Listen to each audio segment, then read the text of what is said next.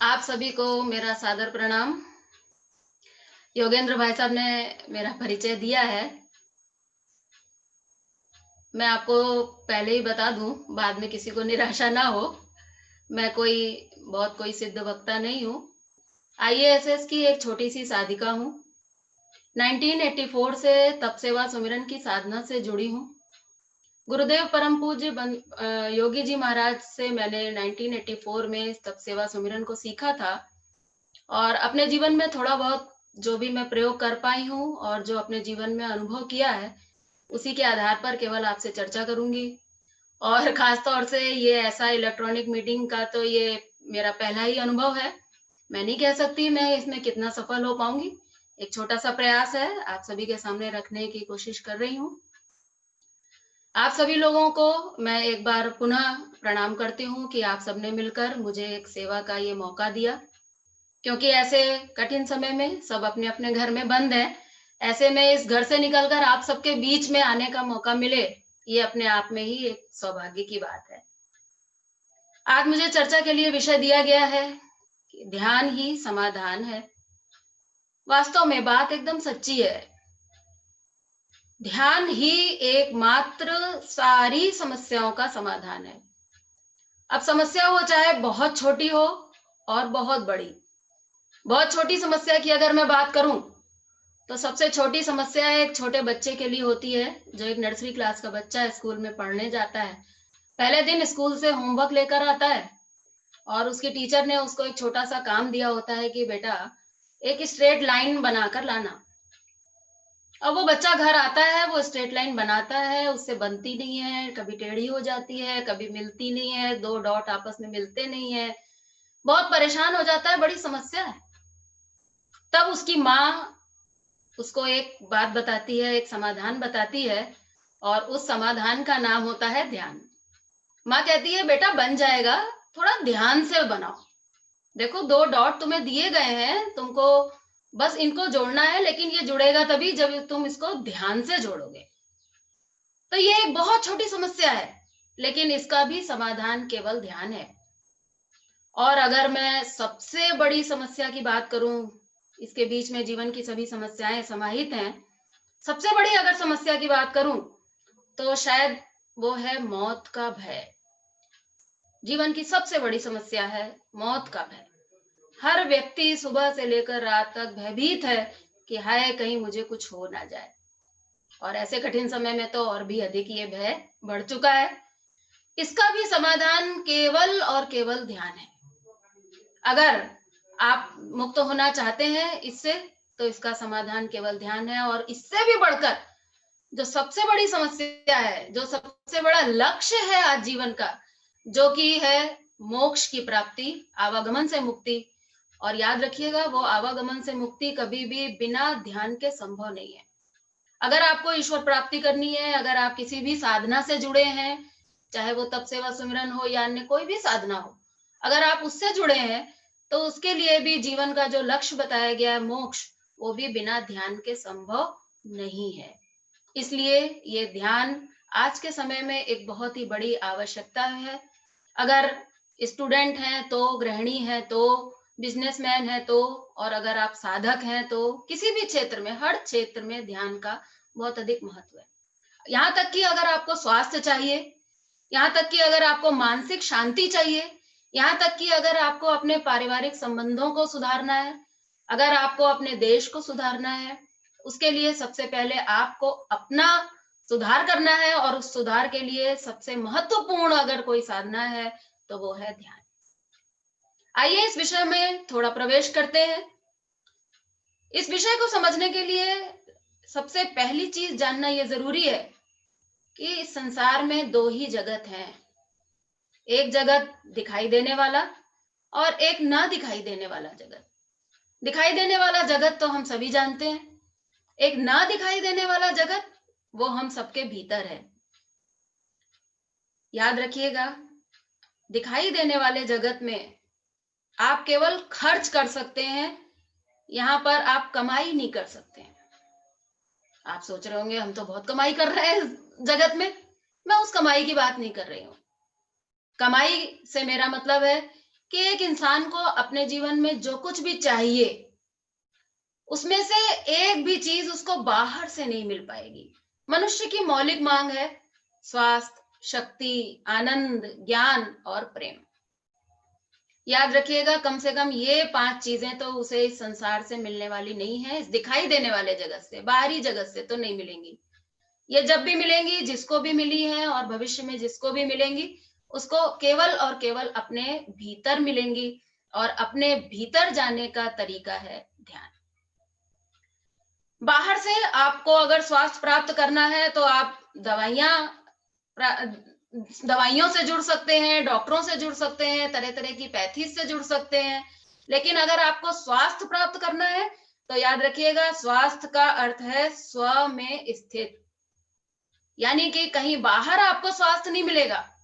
स्वास्थ्य प्राप्त करने के लिए आपको स्व में स्थित होना पड़ेगा, अर्थात अपने भीतर जुड़ना पड़ेगा। और यही अध्यात्म की चरम सीमा है। भगवान कृष्ण से अर्जुन ने प्रश्न किया था, अध्यात्म किम? भगवान ने केवल एक ही उत्तर दिया और कहा, स्वभावः अध्यात्म उच्यते। केवल स्व का भाव हो जाए, अगर आप केवल अपने भीतर से जुड़ जाएं, तो आपको यही अध्यात्म है और यही अध्यात्म की सच्चाई है। अध्यात्म कोई कर्मकांड नहीं है जो आप सोचें कि इस दुनिया में आपको मिल जाएगा, नहीं मिल सकता। आपको शक्ति चाहिए, बाहर से आप बढ़िया दूध, घी, मक्खन, मलाई, बहुत बढ़िया बढ़िया पौष्टिक आहार ले सकते हैं। लेकिन अगर आपको शक्ति चाहिए तो शक्ति का स्रोत तो वो परमात्मा, वो आत्मा के रूप में हम सबके भीतर बैठा है, वो बाहर नहीं है। हम सब जानते हैं, जब तक हम बाहरी जगत में रहते हैं तब तक हम केवल एनर्जी का लॉस कर रहे होते हैं। चाहे हम कुछ भी ना कर रहे हो, केवल हम खाली अगर बैठे भी होंगे तो भी दिमाग चल रहा है, विचार चल रहे हैं, तो हम एनर्जी का लॉस कर रहे हैं। एनर्जी अगर आपको गेन करनी है तो वो केवल और केवल ध्यान से प्राप्त होती है। हालांकि उसका एक सोर्स गहरी नींद भी है। अगर गहरी नींद की बात आ गई है तो आइए थोड़ा सा बात कर लेते हैं कि गहरी नींद और ध्यान, क्या ये दोनों अवस्थाएं मिलती जुलती हैं? जी हाँ, बिल्कुल मिलती जुलती हैं। क्योंकि हर व्यक्ति, हर प्राणी ध्यान नहीं कर सकता, पशु पक्षी ध्यान नहीं कर सकते।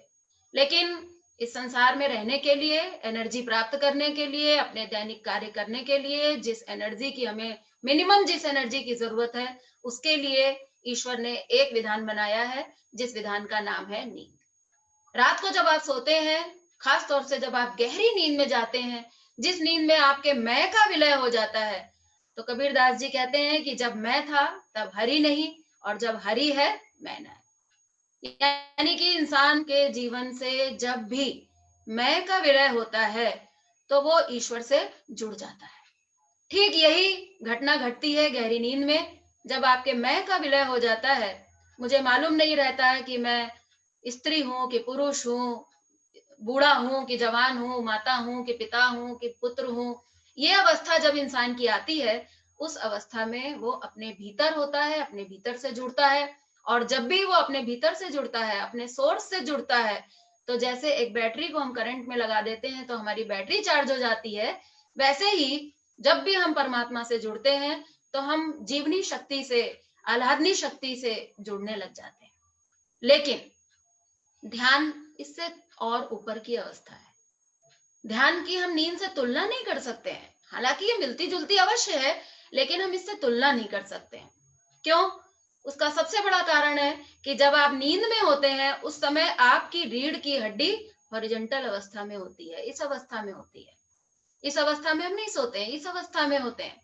जब भी आपकी रीढ़ की हड्डी इस अवस्था में रहेगी तो ये आपकी सहज अवस्था नहीं है, क्योंकि इंसान को भगवान ने ऐसा बनाया है, वर्टिकल बनाया है।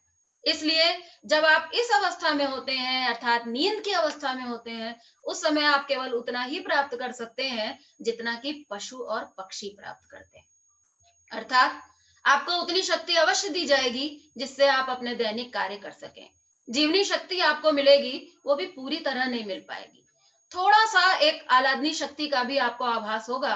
आपने देखा होगा, कभी बहुत बढ़िया नींद आ जाती है, बड़ी गहरी नींद में आप सोते हैं, तो आप सवेरे उठकर कहते हैं आज बड़े आनंद से सोए। यानी कि ये आनंद आपको नींद से मिलता है। और नींद में वो आनंद कहाँ से मिलता है? जब आप उस परमात्मा से कनेक्ट हो जाते हैं तो उस आनंद की आपको अनुभूति होती है। लेकिन अगर आप सोचें कि ये पूर्ण आनंद आपको मिल जाए, इससे ऊपर आपको ज्ञान मिल जाए, और ऊपर अगर हम ईश्वरीय प्रेम की अगर हम बात करें, तो वो नींद से प्राप्त नहीं होगा। वो तब प्राप्त होगा जब आप इस अवस्था में उस परमात्मा से जुड़ पाए। और उससे जुड़ने के लिए केवल एक तरीका है, केवल एक रास्ता है, और वो है ध्यान।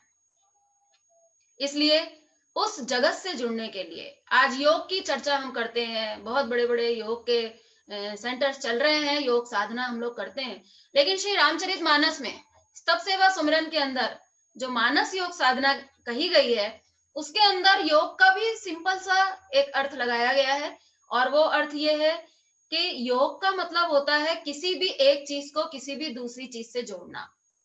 बचपन में हम लोग पढ़ते थे मैथ्स की क्लास में, 2 और 3 का योग 5 होता है, यानी कि एक 2 है और एक 3 है, दोनों को जोड़ दिया जाए तो योग फल प्राप्त होता है 5। ऐसे ही इस योग साधना में, इस ध्यान की साधना के संदर्भ में अगर मैं इसकी बात करूं, तो अपने आप को अपने आप से जोड़ने की साधना ही सच्चा योग है, एक मायने में कह सकते हैं।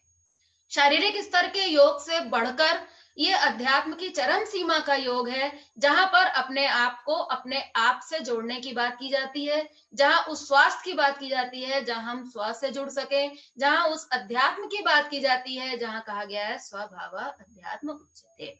अगर आप अपने आप से जुड़ना सीख जाएंगे, मैं आपको सच बताती हूँ, आपके जीवन में सारी समस्याओं का समाधान मिल जाएगा। ध्यान का विषय आज के समय में कोई वैसे नया विषय नहीं है। आज बहुत सी स्कूल ऑफ थॉट्स ध्यान के बारे में चर्चा कर रहे हैं। स्कूलों में विद्यार्थियों को भी ध्यान सिखाया जा रहा है। ध्यान की आज अनेकों पद्धतियां, सैकड़ों पद्धतियां आज विश्व में ध्यान के लिए प्रचलित हैं। मैं आप सभी से यहाँ पर कहना चाहूंगी कि अगर आप किसी भी पद्धति से ध्यान से जुड़े हैं और आप ध्यान करते हैं और अगर आप उस ध्यान से संतुष्ट हैं, तो आपको किसी भी प्रकार के कोई परिवर्तन की आवश्यकता बिल्कुल नहीं है कि आप ये सोचें कि मुझे सुनने के बाद आपको कुछ नया करना है। नहीं। हाँ, ये जरूर मैं कहूंगी कि अगर आप ध्यान कर रहे हैं लेकिन अगर उस ध्यान से आप संतुष्ट नहीं है, आपको लगता है कि कहीं ना कहीं कोई कमी है, तो मैं कहूंगी कि जरूर आज आप इस विषय को थोड़ा सा ध्यान से सुने।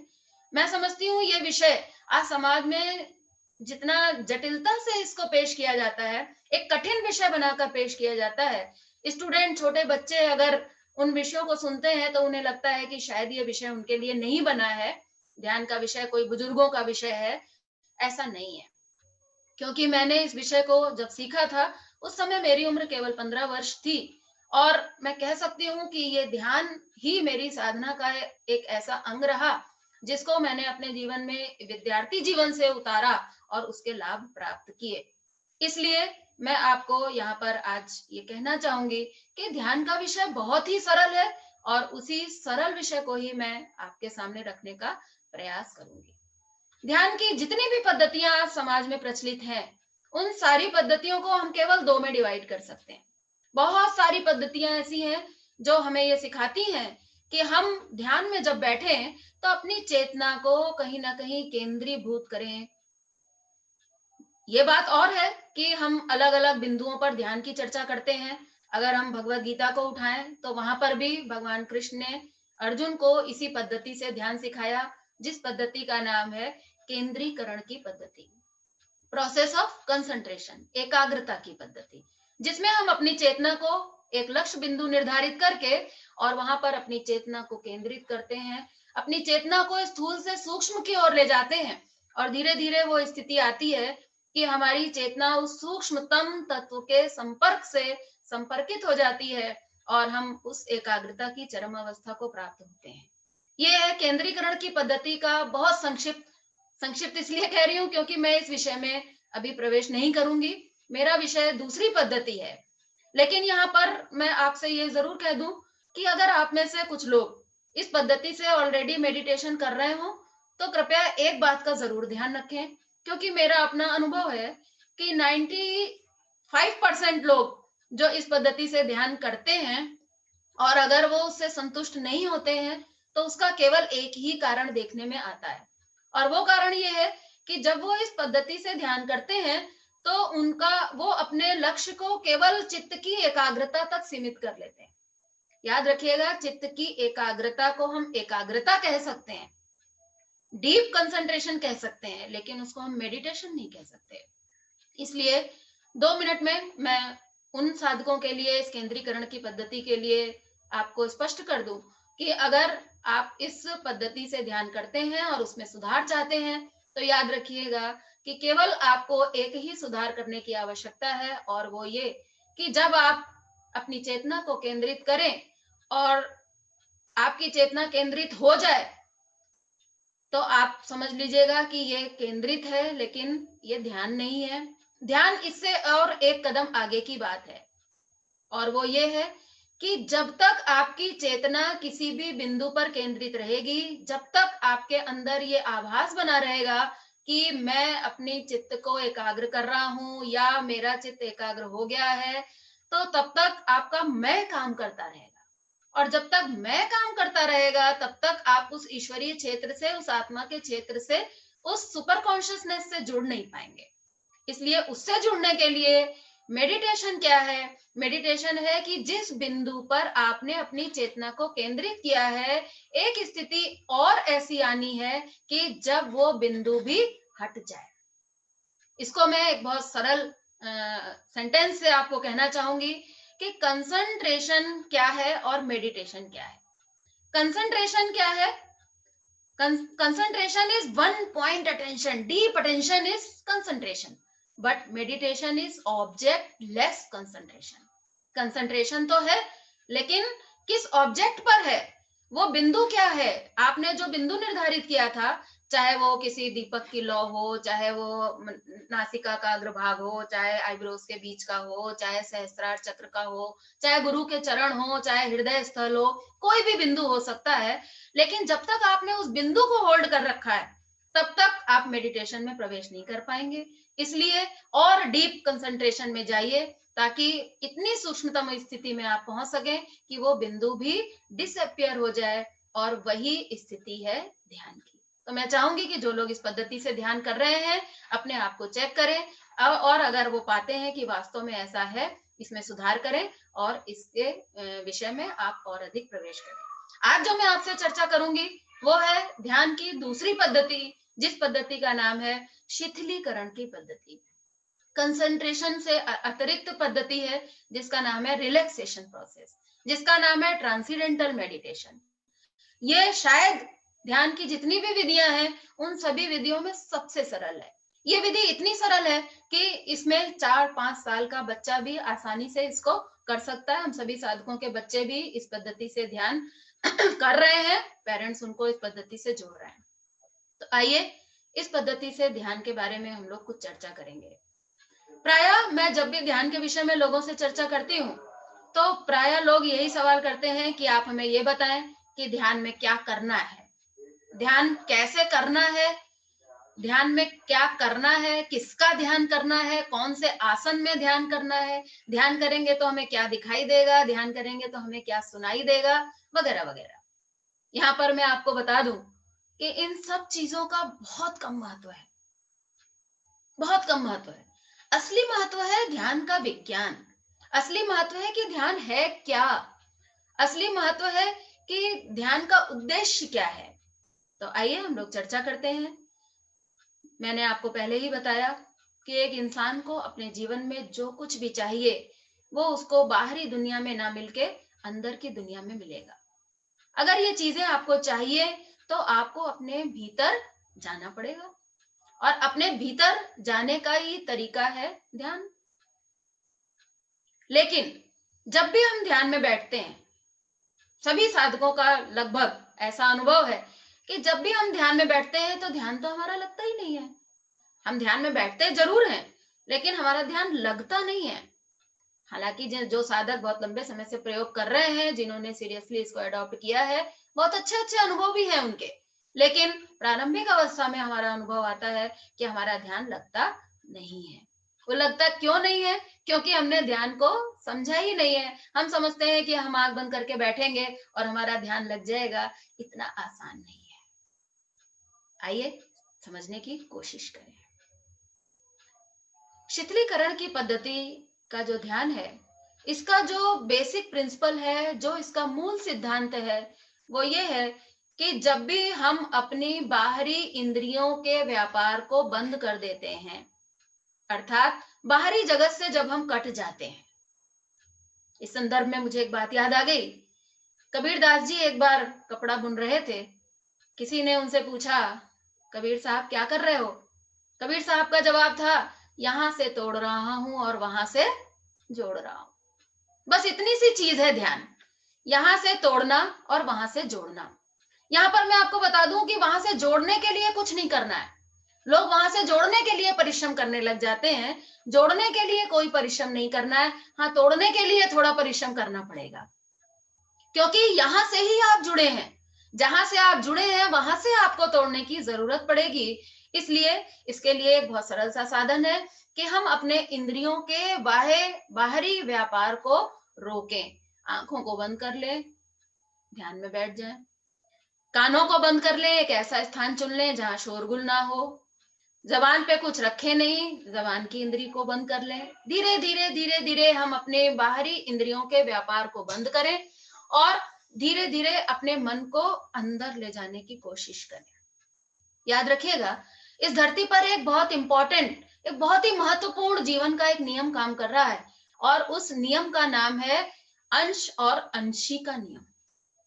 क्या है ये नियम? अंश और अंशी का नियम ये कहता है कि इस धरती पर दो ही चीजें हैं। जो कुछ भी हमें दिखाई दे रहा है वो या तो किसी का अंश है और या वो उसका सोर्स है।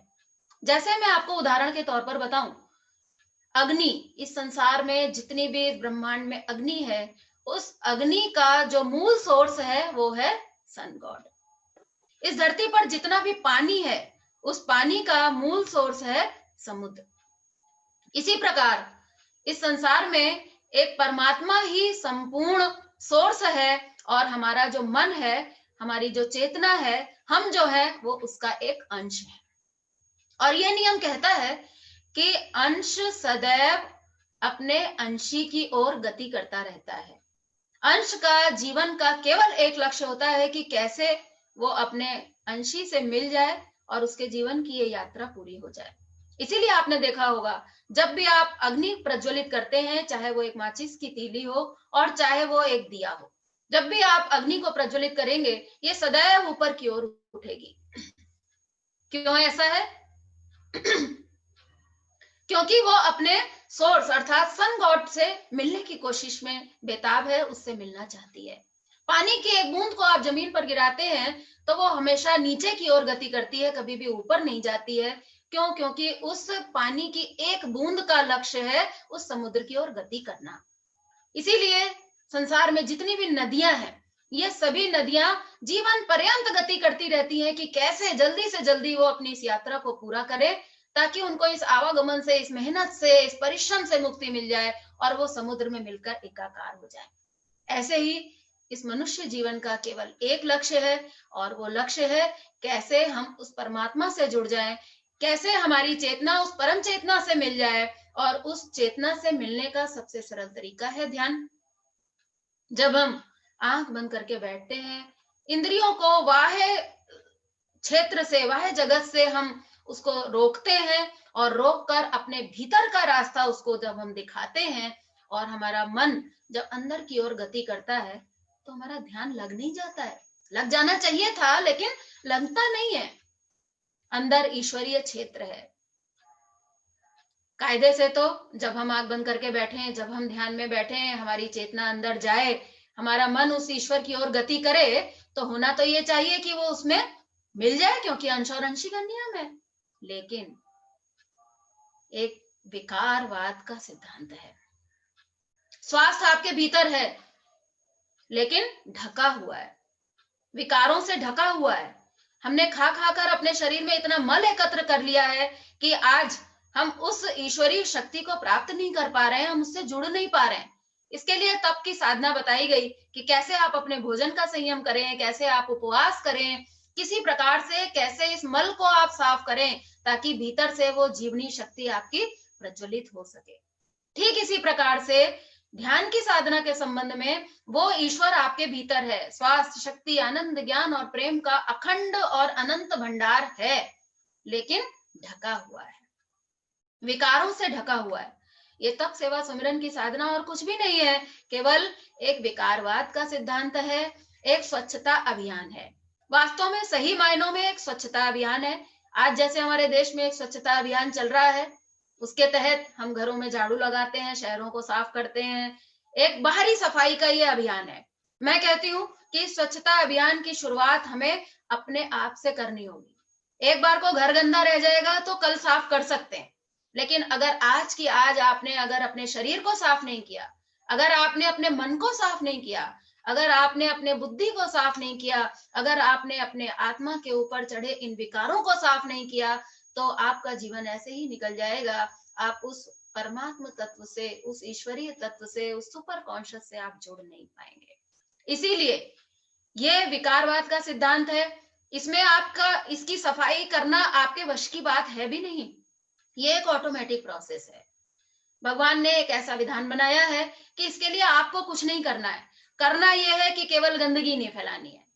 आपने अभी सुना होगा, अभी इस समय देश में सब कुछ बंद चल रहा है, आपने सुना है कि प्रकृति अपने आप को स्वच्छ बना रही है, उसके लिए कोई अभियान चलाने की जरूरत नहीं पड़ी। अभियान तो हमने बहुत बड़े बड़े चलाकर देख लिए, हम स्वच्छ नहीं कर पाए।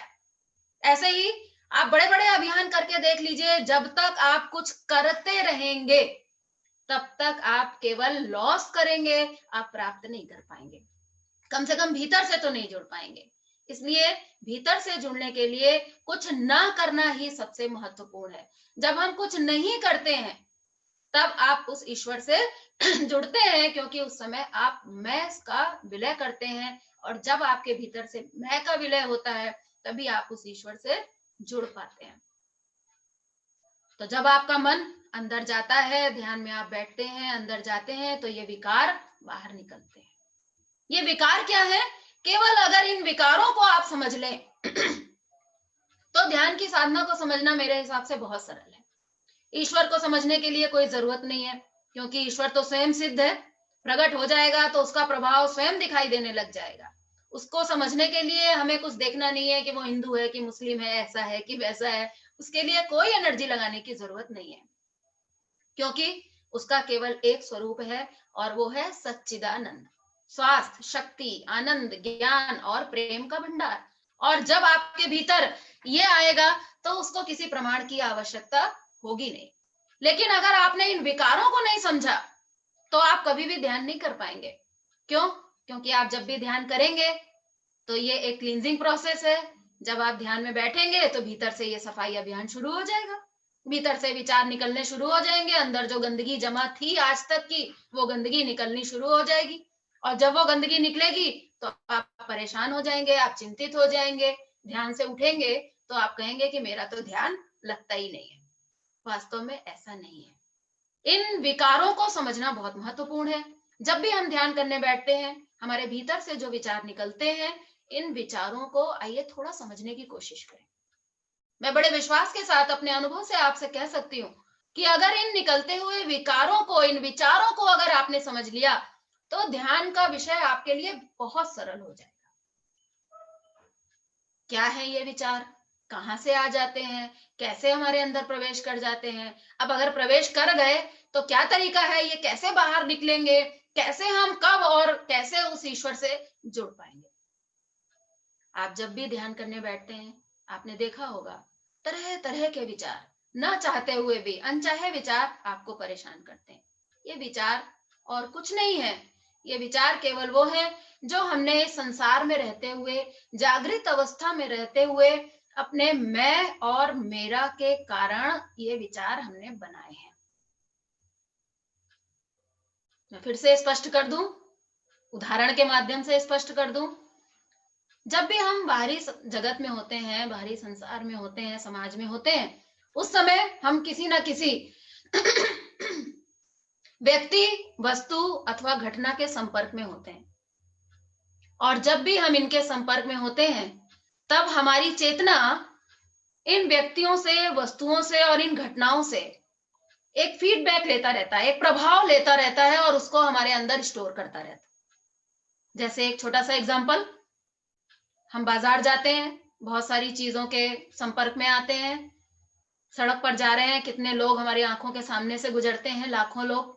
आपने देखा होगा, लाखों लोगों को आज आपने देखा होता है, लेकिन आप लौट कर जब अपने घर आते हैं तो कभी कभी ऐसा होता है कि उन लाखों लोगों में से किसी एक व्यक्ति की शक्ल, सूरत या उसका कोई और गुण या अवगुण आपकी चेतना को प्रभावित कर चुका होता है। आप घर आते हैं, अपने घर वालों से चर्चा करते हैं, अपने आप से चर्चा करते हैं कि वो व्यक्ति बहुत अच्छा था या वो व्यक्ति बहुत खराब था, या तो वो बहुत खूबसूरत था या वो बहुत बदसूरत था, या तो उसका व्यवहार बहुत अच्छा था या तो उसका व्यवहार बहुत खराब था, या तो वो बहुत अमीर था या वो बहुत गरीब था, या तो उसकी गाड़ी बहुत सुंदर थी या वो एनीथिंग। ये प्रभाव जब आप अपने भीतर लेकर घर पर आते हैं, क्यों लेकर आए? क्योंकि आप जब उस व्यक्ति के संपर्क में आए तो आपने उसका एक प्रभाव ग्रहण किया और उसको अपने भीतर स्थान दे दिया। अब ये विचार जो आपके भीतर जमा हो गया है, ये लंबे समय तक आपके अंदर जमा रहने वाला है। मैं आपसे पूछना चाहती हूँ कि क्या आपने केवल उसी व्यक्ति को देखा था या और भी लोग देखे थे? आप कहेंगे नहीं, देखे तो लाखों लोग थे। मैं आपसे पूछती हूँ कि लाखों छोड़िए, क्या 100-200 का वर्णन आप कर सकते हैं? आप कहेंगे नहीं, मेरे को नहीं ध्यान है कि मैंने किसको देखा, क्या देखा। क्यों? क्या आपने कभी विचार किया है इस पर? ऐसा इसलिए है क्योंकि बाकी लोगों ने आपकी चेतना पर कोई प्रभाव नहीं डाला।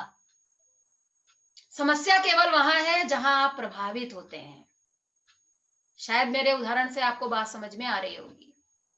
इसी प्रकार आप जब भी किसी घटना के संपर्क में आते हैं, आप कुछ नहीं कर रहे हैं, दो लोग आपके सामने लड़ रहे हैं, कुछ भी कर रहे हैं और आप उनको देख रहे हैं, केवल आप कर नहीं रहे कुछ, लेकिन फिर भी आप देखते देखते अपने मन में एक धारणा बना लेते हैं कि ये सही है, ये गलत है, ये अच्छा है, ये बुरा है, और कुछ ना करते हुए भी उस घटना से आप एक फीडबैक, एक विचार अपने अंदर जमा कर लेते हैं, और यही वो विकार है जो आपके भीतर जमा हो गया। कितनी बार ऐसा होता है हमारे जीवन में, हमें कोई आदर देता है तो कभी कोई निरादर देता है।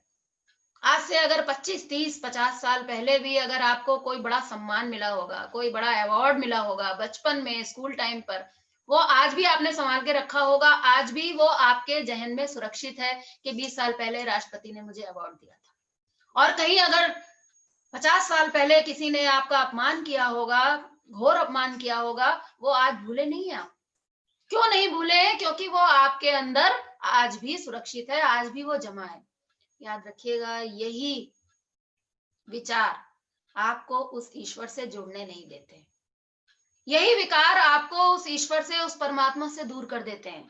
जल्दी से जल्दी इन विचारों का भीतर से क्लीन होना बहुत आवश्यक है। अगर ये साफ नहीं हुए और कहीं अगर हमारी मृत्यु हो गई तो यही विचार हमारे अगले जन्म का कारण बनेंगे। इसलिए अगर आप मोक्ष प्राप्त करना चाहते हैं, अगर आप इन विचारों के उलझन से अगर आप मुक्त होना चाहते हैं, आज आपको मालूम है सबसे बड़ी बीमारी अगर कोई है तो वो है डिप्रेशन। बड़ी खतरनाक बीमारी है ये। डिप्रेशन क्या है?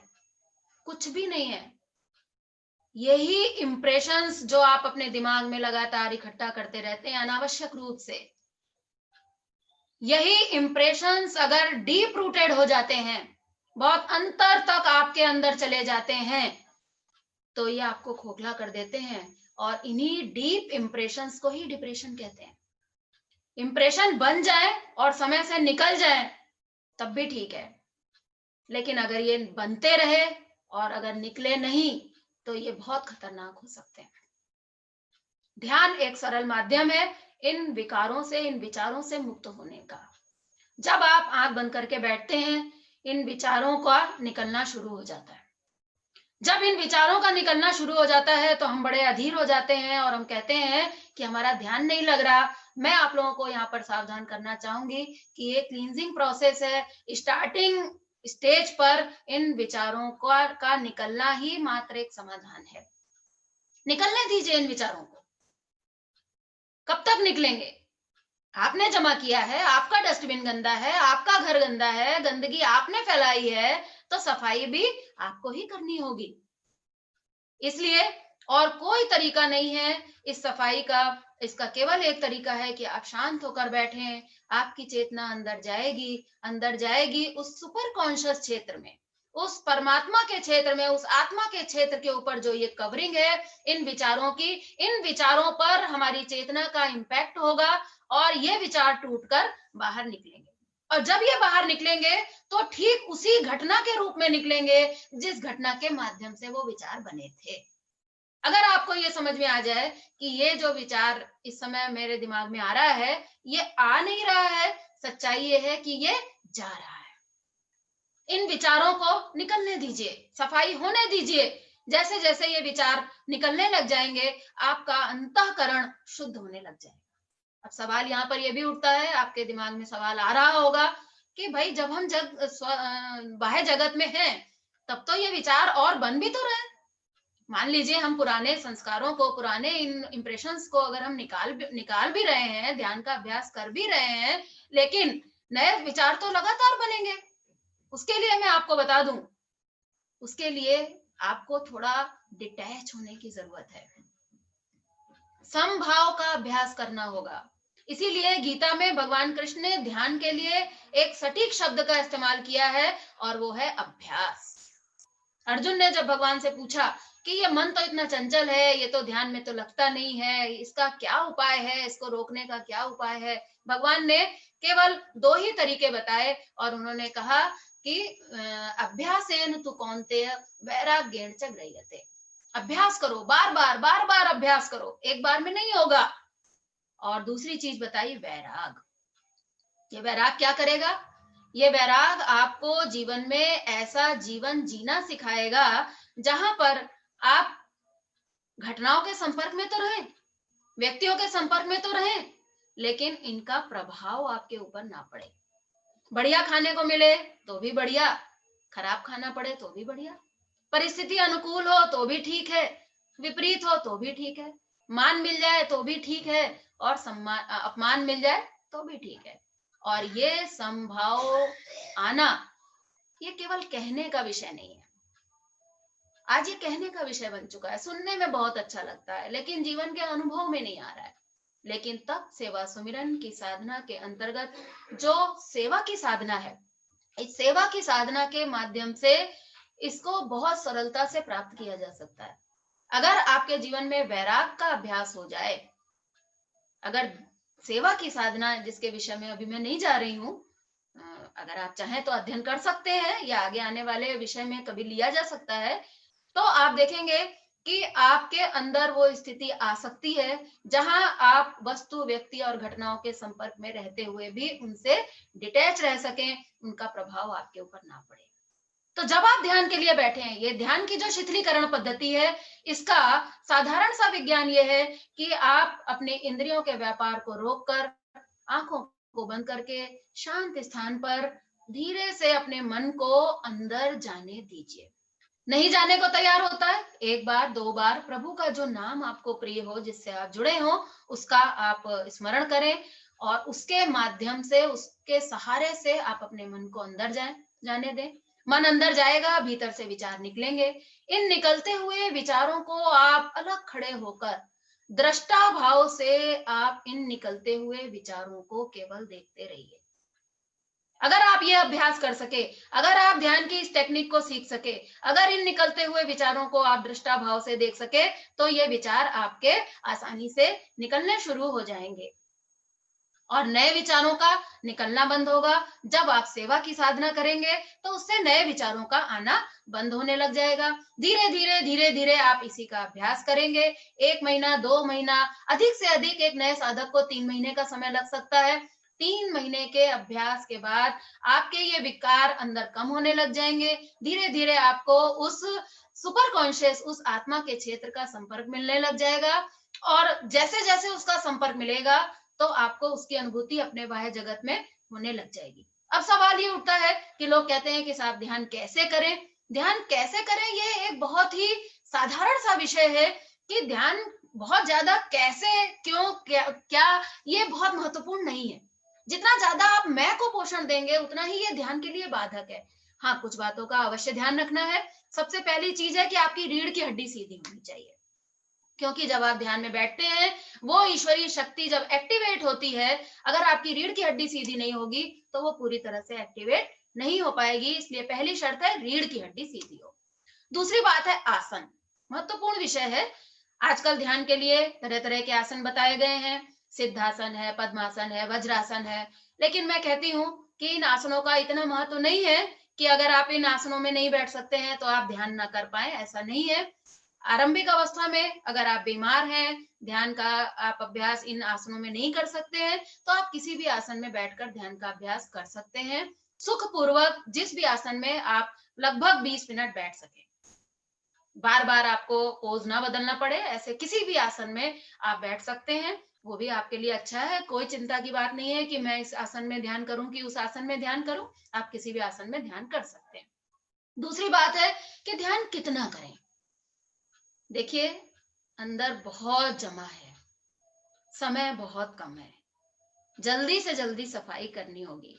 इसलिए कम से कम 24 घंटे में 3 बार इस ध्यान का अभ्यास करना होगा। जो लोग रिटायर्ड हैं, आजकल फ्री हैं, तो इस ध्यान के अभ्यास को और बढ़ाइए। अदरवाइज 3 बार तो ध्यान का अभ्यास करना ही चाहिए। ध्यान के लिए जो सर्वोत्तम समय बताया गया है, वो है सुबह 3 से 5 के बीच, ब्रह्म मुहूर्त में। अगर 3 से 5 के बीच में आप ध्यान का अभ्यास करते हैं, तो उसके चमत्कारिक रिजल्ट देखने को मिल